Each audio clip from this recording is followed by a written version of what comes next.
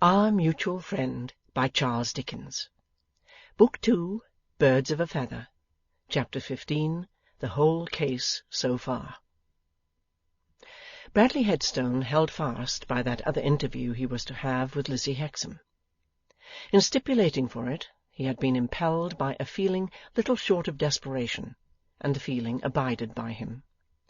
It was very soon after his interview with the secretary that he and Charley Hexam set out one leaden evening, not unnoticed by Miss Peecher, to have this desperate interview accomplished. "That doll's dressmaker," said Bradley, "is favourable neither to me nor to you, Hexam."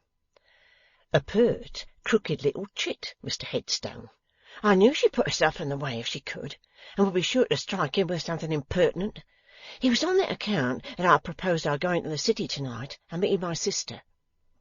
"So I supposed," said Bradley, getting his gloves on his nervous hands as he walked. "So I supposed." "Nobody but my sister," pursued Charley, "would have found out such an extraordinary companion. She's done it in ridiculous fancy of giving herself up to another. She told me so that night when we went there." "Why should she give herself up to the dressmaker?" asked Bradley. "Oh," said the boy, colouring, "one of her romantic ideas.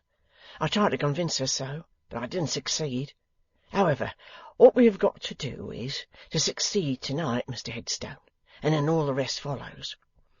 "You are still sanguine, Hexam?" "Certainly I am, sir. Why, we have everything on our side." "Except your sister, perhaps," thought Bradley, but he only gloomily thought it, and said nothing. "Everything on our side," repeated the boy with boyish confidence. "Respectability, an excellent connection for me, common sense, everything." "To be sure, your sister has always shown herself a devoted sister," said Bradley, willing to sustain himself on even that low ground of hope. "Naturally, Mr Headstone, I've a good deal of influence with her. And now that you have honoured me with your confidence and spoken to me first, I say again we have everything on our side." And Bradley thought again, except your sister, perhaps. A grey, dusty, withered evening in London City has not a hopeful aspect. The closed warehouses and offices have an air of death about them, and the national dread of colour has an air of mourning. The towers and steeples of the many house-encompassed churches, dark and dingy as the sky that seems descending on them, are no relief to the general gloom. A sundial on a church wall has the look, in its useless black shade, of having failed in its business enterprise and stopped payment for ever. Melancholy waifs and strays of housekeepers and porters sweep melancholy waifs and strays of papers and pins into the kennels, and other more melancholy waifs and strays explore them, searching and stooping and poking for anything to sell. The set of humanity outward from the city is as a set of prisoners departing from jail, and dismal Newgate seems quite as fit a stronghold for the mighty Lord Mayor as his own state dwelling. On such an evening, when the city grit gets into the hair and eyes and skin, and when the fallen leaves of the few unhappy city trees grind down in corners under wheels of wind, the schoolmaster and the pupil emerged upon the Leadenhall Street region, spying eastward for Lizzie. Being something too soon in their arrival, they lurked at a corner, waiting for her to appear. The best-looking amongst us will not look very well lurking at a corner, and Bradley came out of that disadvantage very poorly indeed. "Here she comes, Mr Headstone. Let us go forward and meet her." As they advanced, she saw them coming, and seemed rather troubled, but she greeted her brother with the usual warmth, and touched the extended hand of Bradley. "Why, where are you going, Charley, dear?" she asked him then. "Nowhere. We came on purpose to meet you." "To meet me, Charley?" "Yes. We're going to walk with you. But don't let us take the great leading streets, where everyone walks, and we can't hear ourselves speak. Let us go by the quiet back ways. Here's a large paved court by this church, and quiet too. Let us go up here." "But it's not in the way, Charley." "Yes, it is," said the boy petulantly. "It's in my way, and my way is yours." She had not released his hand, and, still holding it, looked at him with a kind of appeal. He avoided her eyes, under pretence of saying, "Come along, Mr. Headstone."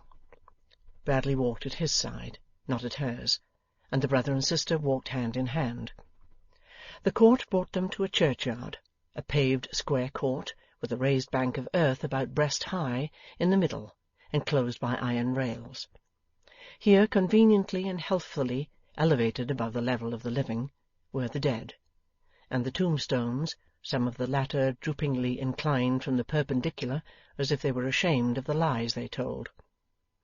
They paced the whole of this place once, in a constrained and uncomfortable manner, when the boy stopped and said, "Lizzie, Mr. Headstone has something to say to you.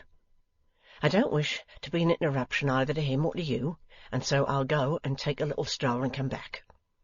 I know in a general way what Mr. Headstone intends to say, and I very highly approve of it, as I hope, and indeed I do not doubt, you will. I needn't tell you, Lizzie, that I am under great obligations to Mr. Headstone, and that I am very anxious for Mr. Headstone to succeed in all he undertakes, as I hope, and as indeed I don't doubt, you must be." "Charley," returned his sister, detaining his hand as he withdrew it, "I think you had better stay. I think Mr. Headstone had better not say what he thinks of saying." "Why, how do you know what it is?" returned the boy. "Perhaps I don't, but perhaps you don't." "No, Liz, I should think not. If you knew what it was, you would give me a very different answer. There, let go, be sensible.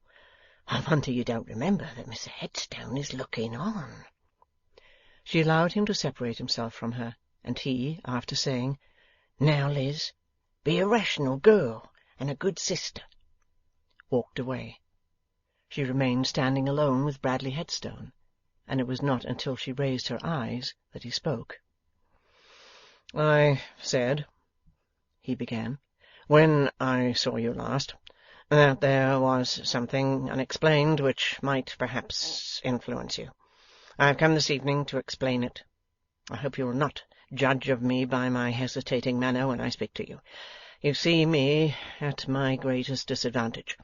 It is most unfortunate for me that I wish you to see me at my best, and that I know you see me at my worst." She moved slowly on when he paused, and he moved slowly on beside her. "It seems egotistical to begin by saying so much about myself," he resumed, "but whatever I say to you seems, even in my own ears, below what I want to say, and different from what I want to say. I can't help it. So it is. You are the ruin of me."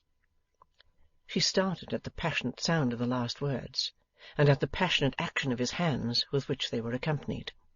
"Yes, you are the ruin of me. I have no resources in myself. I have no confidence in myself. I have no government of myself when you are near me or in my thoughts. And you are always in my thoughts now. I have never been quit of you since I first saw you. Oh, that was a wretched day for me. That was a wretched, miserable day." A touch of pity for him mingled with her dislike of him, and she said, "Mr. Headstone, I am grieved to have done you any harm, but I have never meant it." "There!" he cried despairingly. "Now I seem to have reproached you, instead of revealing to you the state of my own mind. Bear with me. I am always wrong when you are in question. It is my doom." Struggling with himself, and by times looking up at the deserted windows of the houses as if there could be anything written in their grimy panes that would help him, he paced the whole pavement at her side before he spoke again. "I must try to give expression to what is in my mind. It shall and must be spoken. Though you see me so confounded, though you strike me so helpless, I ask you to believe that there are many people who think well of me, that there are some people who highly esteem me, that I have, in my way, won a station which is considered worth winning. Surely, Mr. Headstone, I do believe it. Surely I've always known it from Charley. I ask you to believe that if I were to offer my home such as it is, my station such as it is, my affections such as they are, to any one of the best considered and best qualified and most distinguished among the young women engaged in my calling, they would probably be accepted, even readily accepted. I do not doubt it, said Lizzie, with her eyes upon the ground. I have sometimes had it in my thought to make that offer and to settle down as many men of my class do. I on the one side of a school, my wife on the other, both of us interested in the same work. Why have you not done so? Asked Lizzie Hexam. Why do you not do so? Far better that I never did. The only one grain of comfort I have had these many weeks, he said, always speaking passionately and, when most emphatic, repeating that former action of his hands, which was like flinging his heart's blood down before her in drops upon the pavement stones. The only one grain of comfort I have had these many weeks is, that I never did. For if I had, and if the same spell had come upon me for my ruin, I know I should have broken that tie asunder, as if it had been a thread. She glanced at him with a glance of fear, and a shrinking gesture. He answered as if she had spoken. No, it would not have been voluntary on my part, any more than it is voluntary in me to be here now. You draw me to you.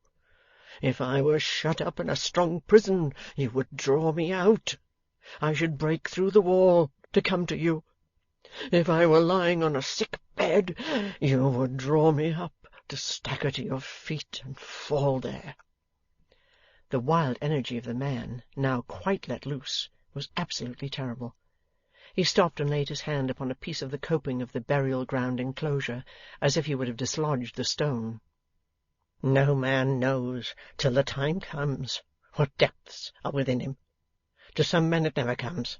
Let them rest and be thankful. To me you brought it. On me you forced it. And the bottom of this raging sea, striking himself upon the breast, has been heaved up ever since. Mr. Headstone, I've heard enough. Let me stop you here. It will be better for you and better for me. Let us find my brother. Not yet. It shall and must be spoken. I have been in torments ever since I stopped short of it before. You are alarmed. It is another of my miseries that I cannot speak to you or speak of you without stumbling at every syllable, unless I let the cheque go altogether and run mad. Here is a man lighting the lamps. He will be gone directly. I entreat of you, let us walk round this place again. You have no reason to look alarmed. I can restrain myself, and I will. She yielded to the entreaty. How could she do otherwise? And they paced the stones in silence. One by one the lights leaped up, making the cold grey church tower more remote, and they were alone again. He said no more until they had regained the spot where he had broken off. There he again stood still, and again grasped the stone. In saying what he said then, he never looked at her, but looked at it, and wrenched at it. You know what I am going to say. I love you. What other men may mean when they use that expression I cannot tell. What I mean is that I am under the influence of some tremendous attraction which I have resisted in vain, and which overmasters me. You could draw me to fire. You could draw me to water. You could draw me to the gallows. You could draw me to any death. You could draw me to anything I have most avoided. You could draw me to any exposure and disgrace. This and the confusion of my thoughts, so that I am fit for nothing, is what I mean by your being the ruin of me. But if you would return a favourable answer to my offer of myself in marriage, you could draw me to any good, every good, with equal force. My circumstances are quite easy, and you would want for nothing. My reputation stands quite high, and would be a shield for yours. If you saw me at my work, able to do it well and respected in it, you might even come to take a sort of pride in me. I would try hard that you should. Whatever considerations I may have thought of against this offer, I have conquered, and I make it with all my heart. Your brother favours me to the utmost, and it is likely that we might live and work together. Anyhow, it is certain that he would have my best influence and support. I don't know what I could say more if I tried. I might only weaken what is ill enough said as it is. I only add that if it is any claim on you to be in earnest, I am in thorough earnest, dreadful earnest. The powdered mortar from under the stone at which he wrenched rattled on the pavement to confirm his words. Mr. Headstone. Stop. I implore you, before you answer me, to walk round this place once more. It will give you a minute's time to think, and me a minute's time to get some fortitude together. Again she yielded to the entreaty, and again they came back to the same place, and again he worked at the stone. Is it, he said, with his attention apparently engrossed by it, yes or no? Mr. Headstone, I thank you sincerely. I thank you gratefully, and hope you may find a worthy wife before long, and be very happy. But it is no. Is no short time necessary for reflection? No weeks or days? He asked, in the same half-suffocated way. None whatever. Are you quite decided? And is there no chance of any change in my favour? I am quite decided, Mr. Headstone, and I am bound to answer, I am certain there is none. Then, said he, suddenly changing his tone and turning to her, and bringing his clenched hand down upon the stone with a force that laid the knuckles raw and bleeding, then I hope that I may never kill him.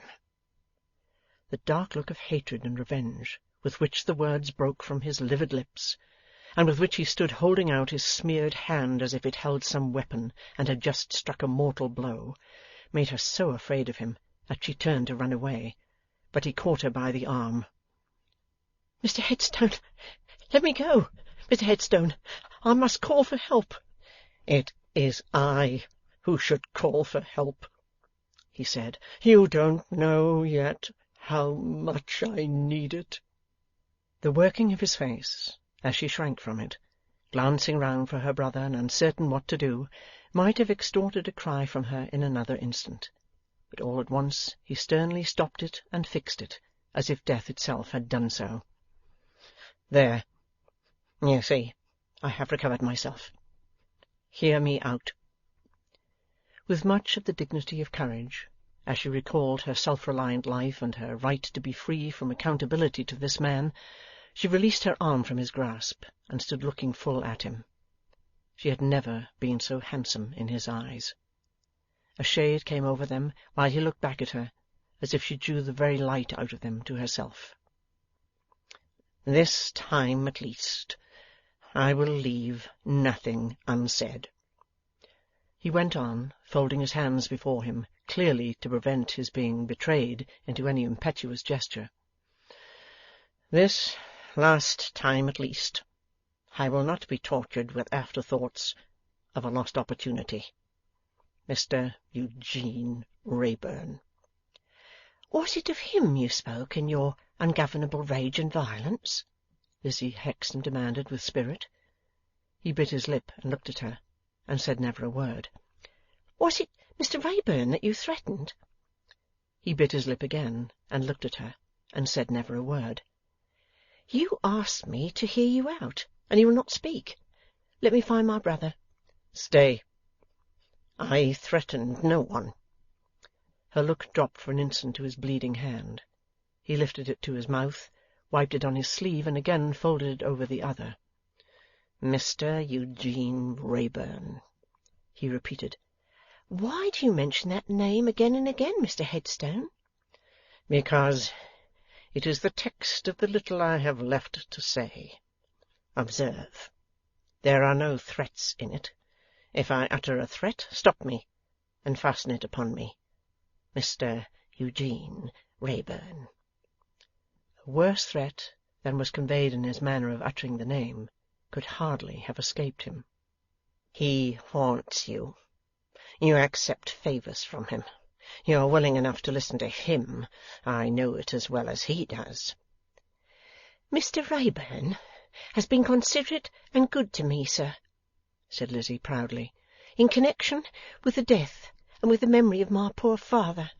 No doubt. He is, of course, a very considerate and a very good man, Mr. Eugene Wrayburn. He is nothing to you, I think, said Lizzie, with an indignation she could not repress. Oh, yes, he is.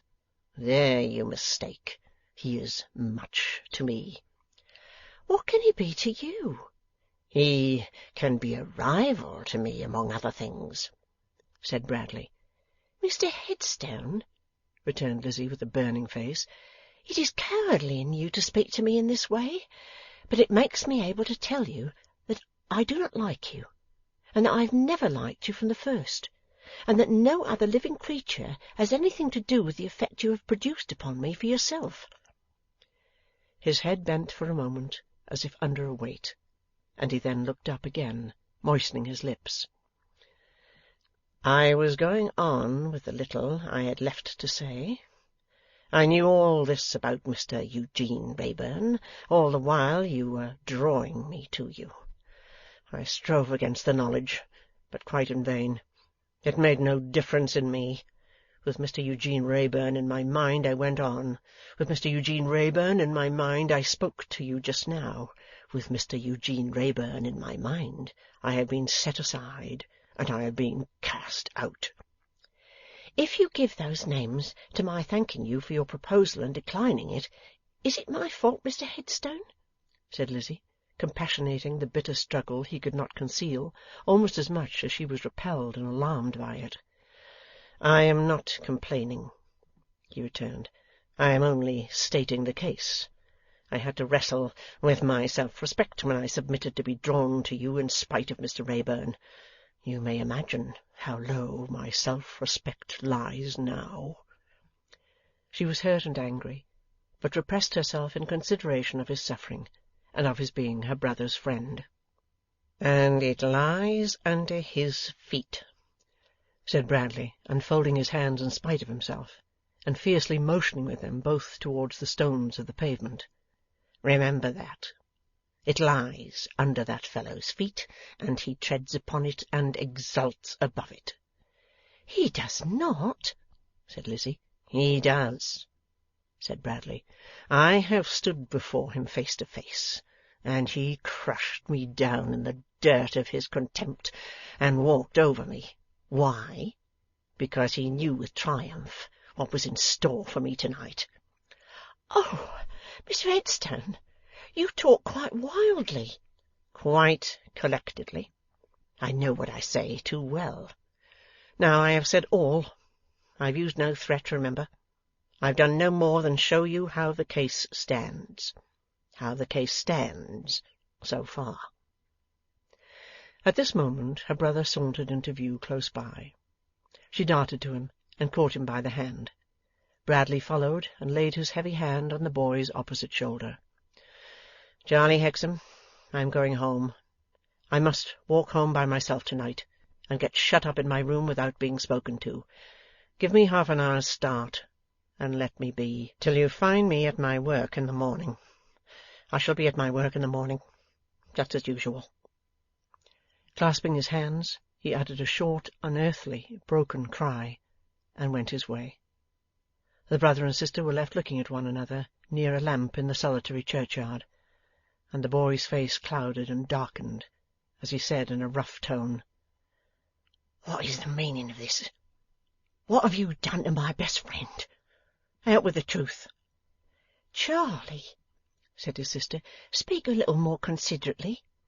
"I am not in a humour for consideration, or for nonsense of any sort," replied the boy. "What have you been doing? Why has Mr. Headstone gone from us in that way?"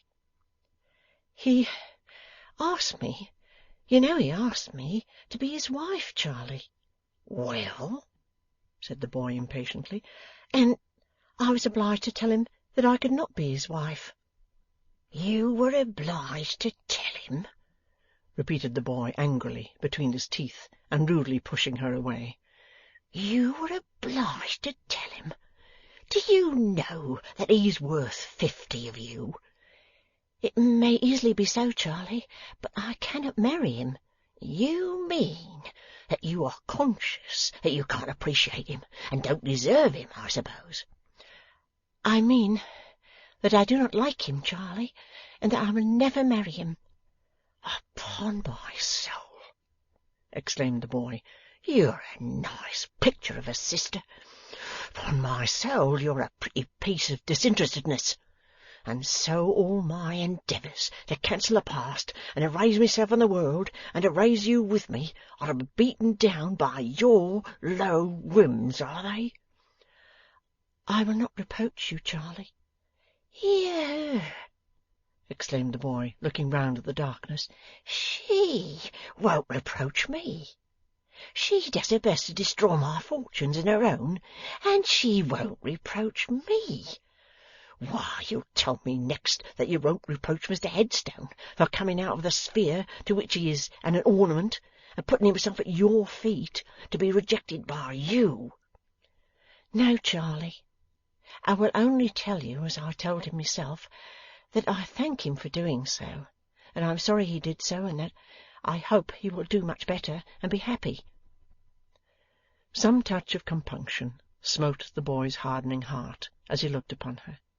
His patient little nurse in infancy, his patient friend, adviser, and reclaimer in boyhood, the self-forgetting sister who had done everything for him. His tone relented, and he drew her arm through his. Now, come, Liz, don't let us quarrel. Let us be reasonable and talk this over like brother and sister. Will you listen to me? Oh, Charley, she replied through her starting tears. Do I not listen to you and hear many hard things? Then I'm sorry. There, Liz, I'm unfeignedly sorry. Only you do put me out so. Now see, Mr. Headstone is perfectly devoted to you. He has told me in the strongest manner that he has never been his old self for one single minute since I first brought him to see you. Miss Peecher, our schoolmistress, pretty and young and all that, is known to be very much attached to him, and he won't so much as look at her, or hear of her.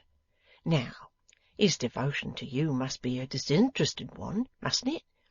If he married Miss Peecher, he would be a great deal better off in all worldly respects than in marrying you.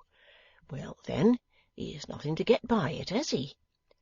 Nothing, heaven knows. Very well, then, said the boy. That's something in his favour, and a great thing. Then I come in. Mr. Headstone has always got me on, and he has a good deal in his power, and of course if he was my brother-in-law he wouldn't get me on less, but would get me on more. Mr. Headstone comes and confides in me in a very delicate way, and says, I hope my marrying your sister will be agreeable to you, Hexam, and useful to you. I say, there's nothing in the world, Mr. Headstone, that I could be better pleased with. Mr. Headstone says, then I may rely upon your intimate knowledge of me for your good word with your sister, Hexam. And I say, certainly, Mr. Headstone, and naturally I have a good deal of influence with her. So I have, haven't I, Liz? Yes, Charley. Well said. Now, you see, we begin to get on. The moment we begin to be really talking it over like brother and sister. Very well. Then you come in. As Mr. Headstone's wife, you will be occupying a most respectable station, and you will be holding a far better place in society than you hold now, and you would at length get quit of the riverside and the old disagreeables belonging to it, and you'll be rid for good of dolls' dressmakers and their drunken fathers and the like of that. Not that I want to disparage Miss Jenny Wren. I dare say she's all very well in her way, but her way is not your way, as Mr. Headstone's wife. Now, You see, Liz, on all three accounts, on Mr Headstone's, on mine, on yours, nothing could be better or more desirable.' They were walking slowly as the boy spoke, and here he stood still to see what effect he had made. His sister's eyes were fixed upon him, but as they showed no yielding, and as she remained silent, he walked her on again. There was some discomfiture in his tone as he resumed, though he tried to conceal it. 'Having so much influence with you, Liz, as I have, perhaps I should have done better to have had a little chat with you in the first instance, before Mr Headstone spoke for himself. But really all this in his favour seemed so plain and undeniable. I knew you to have always been so reasonable and sensible, I didn't consider it worth while. Very likely that was a mistake of mine. However, it's soon set right. All that need be done to set it right is for you to tell me at once, that I may go home and tell Mr Headstone that what has taken place is not final, and it will all come round by and by.' He stopped again. The pale-face looked anxiously and lovingly at him, but she shook her head. 'Can't you speak?' said the boy sharply. 'I am very unwilling to speak, Charley. If I must, I must. I cannot authorize you to say any such thing to Mr Headstone. I cannot allow you to say any such thing to Mr Headstone. Nothing remains to be said to him from me after what I have said for good and all to-night.' 'And this girl,' cried the boy, contemptuously throwing her off again, 'calls herself a sister!' 'Charley, dear, that is the second time that you've almost struck me. Don't be hurt by my words. I don't mean, Heaven forbid, that you intended it, but you hardly know with what a sudden swing you removed yourself from me.' 'However,' said the boy, taking no heed of the remonstrance, and pursuing his own mortified disappointment, 'I know what this means, and you shall not disgrace me.' 'It means what I've told you, Charley, and nothing more.' 'That's not true,' said the boy in a violent tone, 'and you know it's not. It means your precious Mr Wrayburn, that's what it means.' 'Charley, if you remember any old days of ours together, forbear.' 'But you shall not disgrace me,' doggedly pursued the boy. 'I am determined that after I have climbed up out of the mire, you shall not pull me down. You can't disgrace me if I have nothing to do with you, and I will have nothing to do with you for the future.' 'Charley, on many a night like this, and many a worse night, I have sat on the stones of the street, hushing you in my arms. Unsay those words without even saying you're sorry for them, and my arms are open to you still, and so is my heart.' 'I'll not unsay them. I'll say them again. You are an inveterately bad girl, and a false sister, and I've done with you. For ever I have done with you.' He threw up his ungrateful and ungracious hand, as if it set up a barrier between them, and flung himself upon his heel, and left her. She remained impassive on the same spot, silent and motionless, until the striking of the church clock roused her, and she turned away. But then, with the breaking up of her immobility, came the breaking up of the waters that the cold heart of the selfish boy had frozen, and, 'Oh, that I were lying here with the dead!' and, 'Oh, Charley, Charley, that this should be the end of our pictures in the fire!'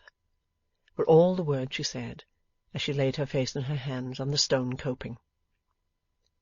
A figure passed by, and passed on, but stopped and looked round at her. It was the figure of an old man with a bowed head, wearing a large brimmed, low-crowned hat and a long-skirted coat. After hesitating a little, the figure turned back, and, advancing with an air of gentleness and compassion, said, 'Pardon me, young woman, for speaking to you, but you are under some distress of mind. I cannot pass upon my way and leave you weeping here alone, as if there was nothing in the place. Can I help you? Can I do anything to give you comfort?' She raised her head at the sound of these kind words, and answered gladly, 'Oh, Mr. Riah, is it you?" "My daughter," said the old man, "I stand amazed. I spoke as to a stranger. Take my arm, take my arm. What grieves you? Who has done this? Poor girl, poor girl!" "My brother has quarrelled with me," sobbed Lizzie, "and renounced me." "He is a thankless dog," said the Jew angrily. "Let him go. Shake the dust from thy feet and let him go. Come, daughter, come home with me, it is but across the road, and take a little time to recover your peace and to make your eyes seemly, and then I will bear you company through the streets, for it is past your usual time and will soon be late, and the way is long, and there is much company out of doors to-night." She accepted the support he offered her, and they slowly passed out of the churchyard. They were in the act of emerging into the main thoroughfare, when another figure, loitering discontentedly by, and looking up the street and down it, and all about, started and exclaimed, "Lizzie! Why, where have you been? Why, what's the matter?" As Eugene Wrayburn thus addressed her, she drew closer to the Jew and bent her head. The Jew, having taken in the whole of Eugene at one sharp glance, cast his eyes upon the ground, and stood mute. "Lizzie, what is the matter?" "Mr. Wrayburn, I cannot tell you now. I cannot tell you to-night, if I ever can tell you. Pray leave me." "But, Lizzie, I came expressly to join you. I came to walk home with you, having dined at a coffee-house in this neighbourhood, and knowing your hour. And I have been lingering about," added Eugene, "like a bailiff, or," with a look at Riah, "an old clothesman." The Jew lifted up his eyes, and took in Eugene once more, at another glance. "Mr. Wrayburn, pray, leave me with this protector, and one thing more. Pray be careful of yourself." "Mysteries of Udolpho," said Eugene with a look of wonder. "May I be excused for asking," in the elderly gentleman's presence, "who is this kind protector?" "A trustworthy friend," said Lizzie. "I will relieve him of his trust," returned Eugene.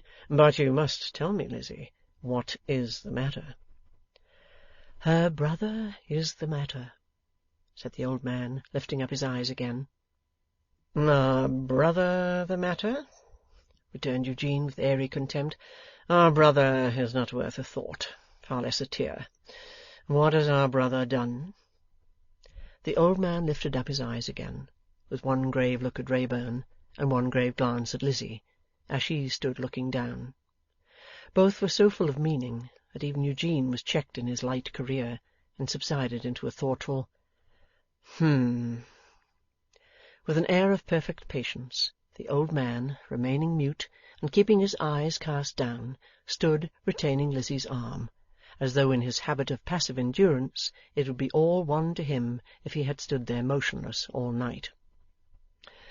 "If Mr. Aaron," said Eugene, who soon found this fatiguing, "will be good enough to relinquish his charge to me, he will be quite free for any engagement he may have at the synagogue.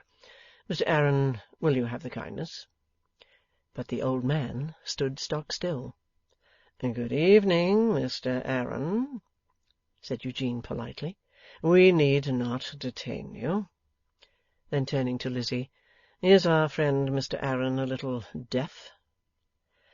"My hearing is very good, Christian gentleman," replied the old man calmly, "but I will hear only one voice to-night, desiring me to leave this damsel before I have conveyed her to her home. If she requests it, I will do it. I will do it for no one else." "May I ask why so, Mr. Aaron?" said Eugene, quite undisturbed in his ease. "Excuse me. If she asks me, I will tell her," replied the old man. "I will tell no one else." "I do not ask you," said Lizzie, and I beg you to take me home.